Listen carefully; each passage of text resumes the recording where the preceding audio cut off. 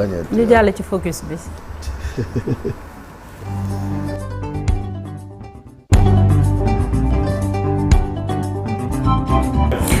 alors focus bi tey ci wàllum tàggat yaram la niñ leen ko doon waxee sànq Alaaji Malick junj na ko ak journal Record muy Combé Seck nekk athlète championne porte drapeau bu Sénégal nekk quart de finaliste Jeux olympiques yu Paris 2024 championne d'Afrique médaille d'or ci championnat continental yu mujj yi moom nag spécialité am canoë kayak la waaye li mu gis mooy ay jafe-jafe ndax kenn jàppalewu ko ci préparation yeeg compétition yeeg yooyu yëpp dafa gis ni da cee wéet.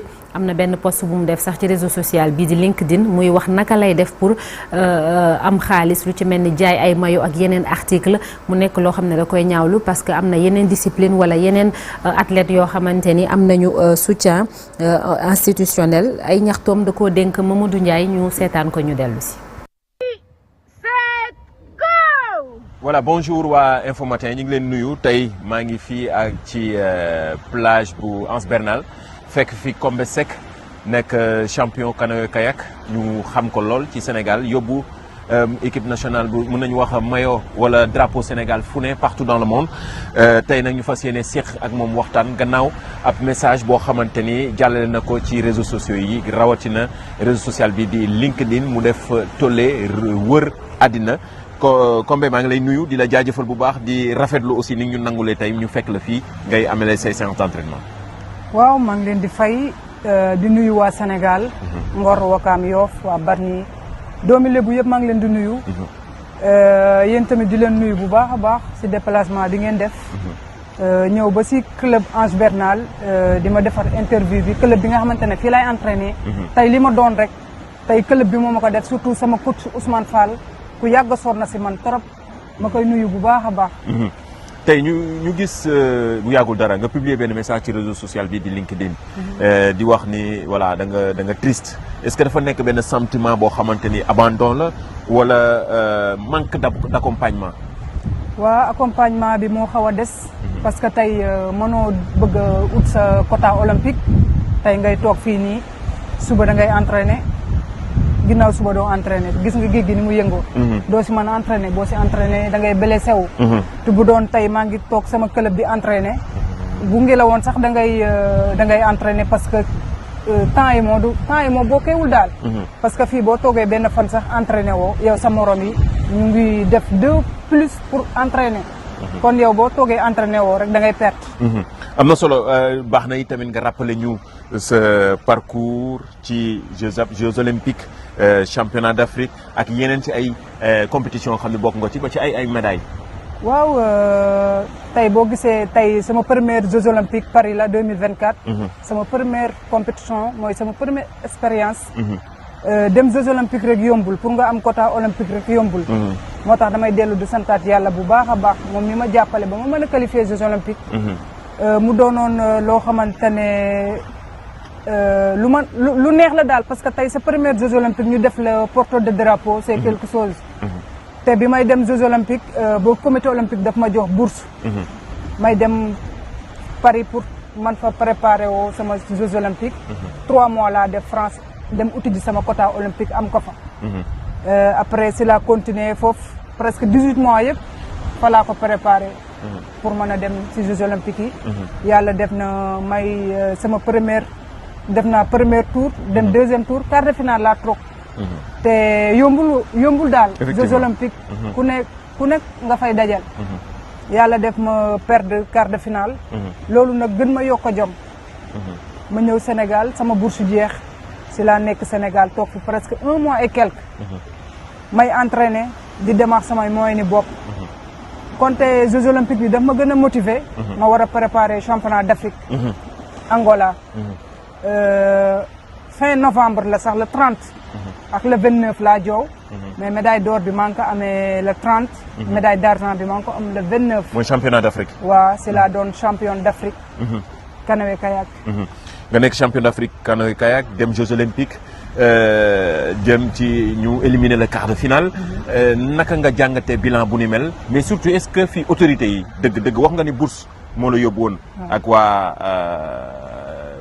comité olympique. léegi est-ce que fii autorités yi dëgg jàppale nañ la ndax tey bu ñu liiree message bi nga bind. dafa mel ni da nga manqué li nga xamante ne mooy ak njàppale. waa njàppale boobu noonu manqué njàppale boobu moo tax ma toog fi ba léegi. te tey bu ma amoon taxawaay bu baax. ba amoon mooy heure bi waroo fe nekk. heure bi waroo moom yaa ngi dem di préparer ju. parce que tey mën nañ la jox bourse nga dem préparer wu ba nekk au top. tey ñu bëgg a andi la waat Sénégal après sa niveau day wàcc. parce que 1 an et quelque maa ngi toog Sénégal. mais waa comité olympique ñoom tamit ñu ngi def pour tout pour ma am bourse. parce que am naa demi bourse. di fàttali da ngay préparer championnat du monde yu Pologne yi quoi. waaw mois de juillet. waaw mois de juillet la te heure bi waroon naa fekk sax ma dem teel a préparer wu. mais loolu ci xayma ñaata lañ actuellement il te faut combien pour nga mën a dem ci championnat préparer championnat yooyu ci mois de juillet fële ci Pologne. waaw loolu budget boobu sama club bi moo koy def. club bi moo koy def yónnee ko waa fédération. léegi waa fédération ñooy xool. xam nga waxuñu estimé wuñu ñaata la war a doon ci xaalis. xaalis bi bari na de. ñaata. presque tey bu ma amoon 23 millions. day def sama préparation. 23 millions parce que tey Jeux olympiques li ma dese bareetul 1 an rek ma dese. waaw 1 an yi pour nga dem mooy Jeux olympiques 2028 yi. non 2027. non 2028 yi. dafa am qualification avant nga fay dem. voilà. mais qualification yooyu moo tax ngay dem Europe pour mën a toog entraîner. pour waajal qualification yi 2027 la. 1 an rek ma dese. te loolu ñëpp ñoo koy waajal. dëkk yëpp dañuy préparer seen athlètes yi pour ñu mën a am quota boobu pour mën a dem Los Angeles. avant Los Angeles bi da ngay def sa qualification. mais sa qualification yooyu il faut nga dem Europe mën a préparer wu ji.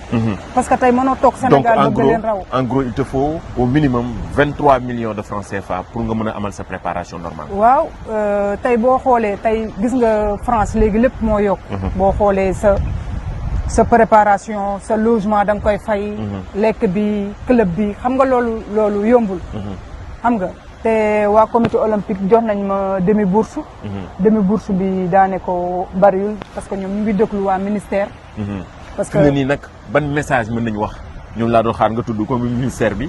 ban message ngay jox jagleel ministère bi. ak ki nga xamante ni moo yor wàllum tàggat yaram ngir mu mën la jàppale pour nga mën a am bourse yooyu am koppar gi war ngir mën a waajal sa préparation ngir mën a waajale tamit Jeux olympiques yu 2028 yi nga xamante ni 2027 la ñuy commencé éliminatoire yi. waa di wax waa ministère ñu gën ñu taxu parce que toog bi ñuy toog Sénégal ñu ngi gën a perdal tey ñun buñ sañoon tey maanaam Edmo boobu ba léegi ñu ngi fi toog. ñu ngi fi toog tey xoolal boo xoolee Edmo. Jeux olympiques yi 5 la jël si para olympique yi.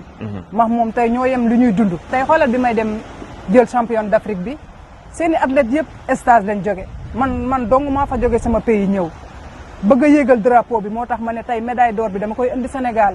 di ñaaxaat ñi ma mën a jàppale ñu jàppale ma si sponsor yi soxla naa ko trop. parce que tey waa ministère bu ñëwee pour jàppale la comité olympique pour ñëw pour jàppale la. non da ngay soxlaay sponsor xeebuma kenn sponsor yi nañ ma ñëw taxu jàppale ma. loolu laay gën a ñaaxaat. ñu gën ma taxu. parce que tey boo seetloo sama morom ñëpp ñu ngi camp d'entraînement. di préparer championnat du monde yu Pologne yi. waaw tey gis nga Jeux olympiques éliminatoire Jeux olympiques yi. waaw yow tey mënoo ne da ngay waajal loolu bu pare. tey gis nga géej gi ni mu ngi lawee. conditions yi doo ci mën a préparer une semaine a ngi entraîné wu ma. parce que tey géej bi dafa ajouté dafa ngelaw des fois mën nga am blessure. ak yooyu xam nga. te yooyu ci yenn dëkk yi nga xamante ne am nañ mooy ñoo ko mën a. waaw may ñaaxaat état rek mu gëstuñu taxuñu soxla nañ ko lool. tey dem naa championnat d'Afrique ñëw andil leen médaille d'or. mais dañ ma war a recevoir kon ñu recevoir joueurs yi. parce que ñun ñëpp ñoo yem même drapeau bu ñu représenté. Sénégal laa demoon représenté ay pays yu bari ñu ngi fa. di xëccoo médaille d'or bi kon Sénégal ni mu ko doon xëccoo Maroc ba mu am fa médaille d'or kon man war nañ ma mën a gestu taxu ma recevoir ma kon ni ñu recevoir joueurs yi. loolu laa ñaaxaat état. voilà mu nekkoon waxtaan bi nga xam ne séq nañ ko ak Combé Seck di champion nekk médaille d'or champion d'Afrique jaajëfal nañ ko bu baax lan mooy nekk message bu mujj bi nga xam ne ni moom ngay jagleel téléspectateurs yi.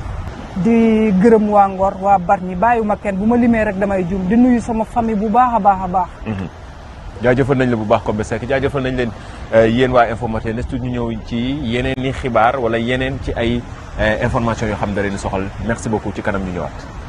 merci beaucoup merci Mamadou Ndiaye alors on a eu plus de détails Alaaji Malick ginnaaw ba ñu gisee appel de détresse am bi ci réseau social bi di LinkedIn gis nañu aussi l'observateur ñëwaat na ci am na ay jeux yu muy préparé mi ngi tudd éliminatoire Jeux olympiques yi mi ngi tudd aussi ay jeux yu war a am fële ca Pologne et puis tout cela demande des moyens am na ñu bëri ñoo xam ne dégg nañ ko fi dégg nañ fi ministère des sports dégg nañ fi aussi peut-être ay sociétés yoo xam ne waroon nañ koo mën a accompagner vu ses performances quand même dans le passé Alaaji.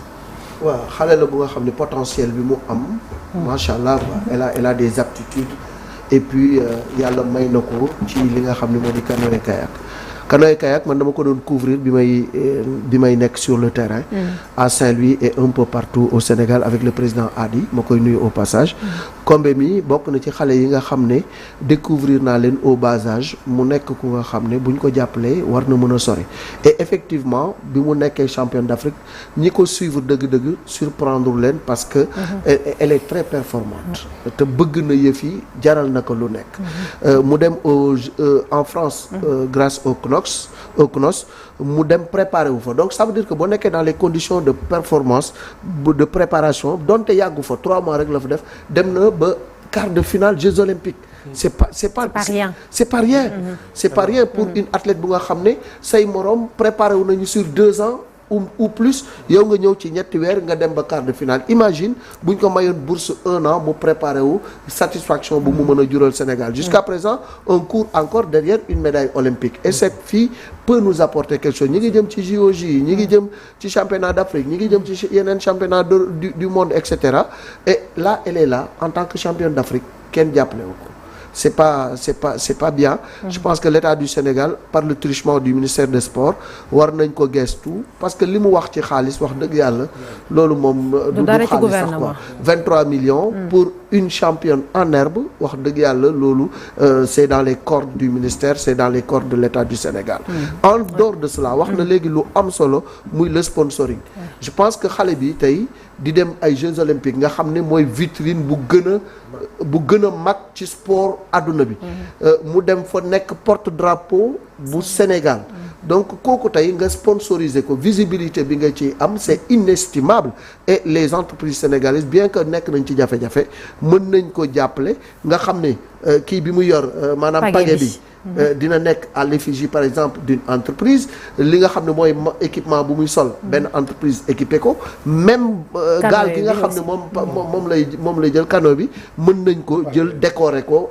à l'effigie d'un sponsor donc nañ ko gën a gestu gën ko jàppale mooy paquet bi yooyu yëpp tey ay mbir la yu nga xam ne war nañ ci mun a jàpp je pense si bu amoon ñetti entreprise yu ko jàppale plus l'État du Sénégal kenn waxatul waxi bourse plus le CNOS donc du courage Combé gis nañu conditions yi métti na géej gi moom du endroit bu idéal pour mu préparer wu parce que boo demee par exemple fi mu demoon en France dañ lay mettre dans les conditions de compétition maanaam ci milieu bi ngay compétir lañ lay yóbbu di la fa tàggat nga xam ne boo demee obstacle bu munti am di nga ko mën a franchir mais fii bu géej gi yéegee wala mu yëngu doo mën a liggéey malheureusement. c'est tellement physique. France dañ koy jàppale sax moom mooy ëpp parce que man condition mi am na kenn ku ma ci yàgg a topp ku nekk Paris ndongali baal la fay. moom wakaam na dëkk vraiment ñoom ñoo ko dem supporter sax.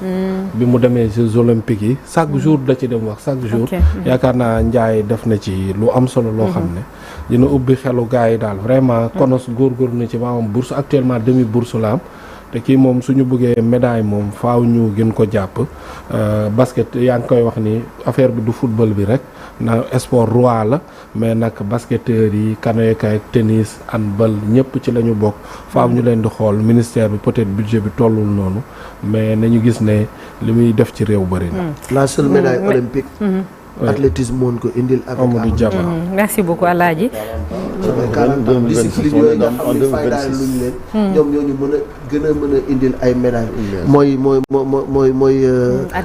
athlétisme mooy karaté taekwondo et cetera donc yooyu xale yi xarañ nañ ci nañ leen jàppale les sports en tout cas matériel bi tamit xomaat na moo gis nga gaal gi nii parce que wax na ne matériel bi daanaka moom da koo xëy na ci ay magam ndax 2006 ba léegi mooy gaal gi am na gaal gam doon jëfandikoo ca voilà gi mu doon jëfandikoo ca Paris may nañ ko mu waroon ko importer indi ko Sénégal mais comme par exemple matul $500 en tout cas ngir indi ko ngir moom mu ko mën a def loolu également amu ko mu yeneen jafe-jafe yoo xam wax na ko nag bu dee gis nga fan yow yaa ngi def météo bi conditions climatiques ne sont pas réunies et que bu demee foofu dina am voilà bu demee fële foofu c'est des bassins artificiels yu di def nga xamante c'est adapté ci moom la ñu joxe même Jeux olympiques gis nga France yooyu lan monté fi amut Sénégal donc mënu fee toog bu dee conditions yi lay entraîner mënut a indi médaille fii Sénégal. C'est sûr. Et donc du moom kese y a beaucoup d'autres disciplines yoo xamante ni wax dëgg yàlla il faut une politique sportive bu sérieuse ñu am ay infrastructures également parce que ñu ngi waajal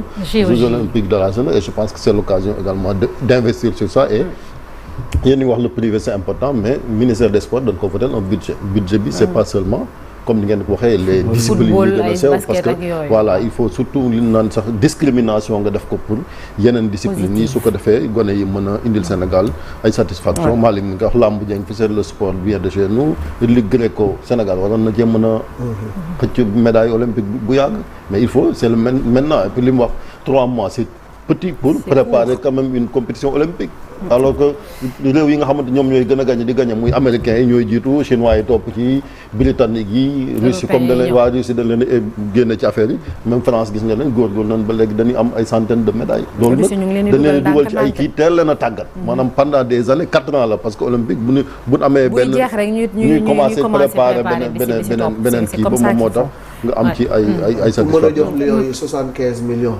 ñooñu nga xam ne am nañu xaalis ba pare jox xale bi 20 millions wala 30 millions mu dem préparer wu wax dëgg yàlla du problème quoi vraiment franchement lii moom c'est une honte pour le Sénégal que xale bu mel nii nekk ci compétition di ñu indil ay raaya muy wax 23 millions quoi ci réew mu mel nii. ouais elle est très passionnée Mamadou Ibra Kane maa ngi lay nuyu di la ziar mbaa yaa ngi ci jàmm. maa ngi lay fay Adja.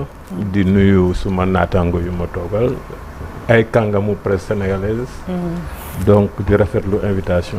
merci beaucoup laataa ñuy jàll ci kanam suñu sujet bi un mot sur l'élément qu'on a diffusé tout à l'heure ñuy fàttali rek ne amoon nga benn journal bu yëngatu ci wàllum sport vous la connaissez Combé Seck?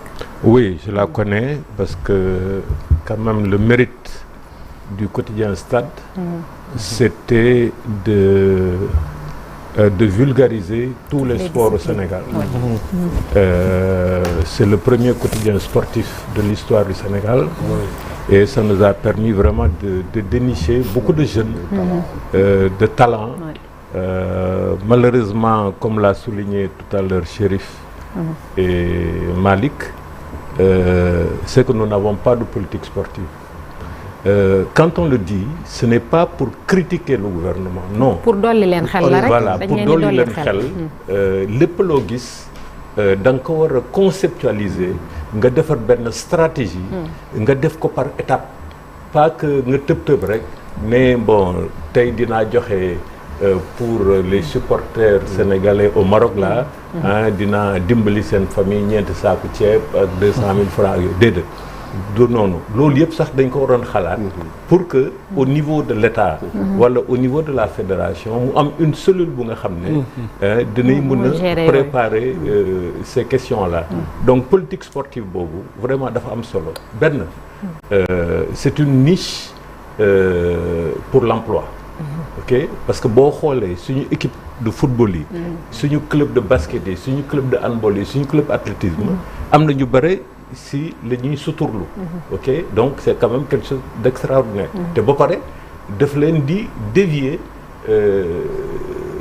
de la drogue ci yoon yu bon yi daal des agressions et autres donc vraiment c'est fondamental et en matière de santé publique aussi sport dafa am solo léegi nag dañu war a am une politique de soutien de tous les talents du Sénégal pour ni Combé Seck nekk pour mu mun a nekk champion d'Afrique ñeneen tamit mun a découvrir seen bopp et pourquoi pas sax au niveau mondial Malick nee na suñu seul médaille d'or bu ñu am Amadou Diaba donc mais dañu war a xool ni Côte d'Ivoire di def di am ay médailles même Niger ci wàllu judo même Niger ay Burkina et cetera parce que il faut que mu am politique boo amul politique doo am résultat c'est vrai doo xëy rek nekk champion du monde déedéet il faut nga door d'abord au niveau national, au niveau régional et au niveau mondial. Stade nous manque. Merci beaucoup. Oui. C'est waaw sûr. mais xam nga. on en parle inchallah ci. c'est ça. Merci ci dinañ ci waxtaan léegi nii benn peut-être jingle avant ñuy jàll ci sujet principal bu invité bi Vieux.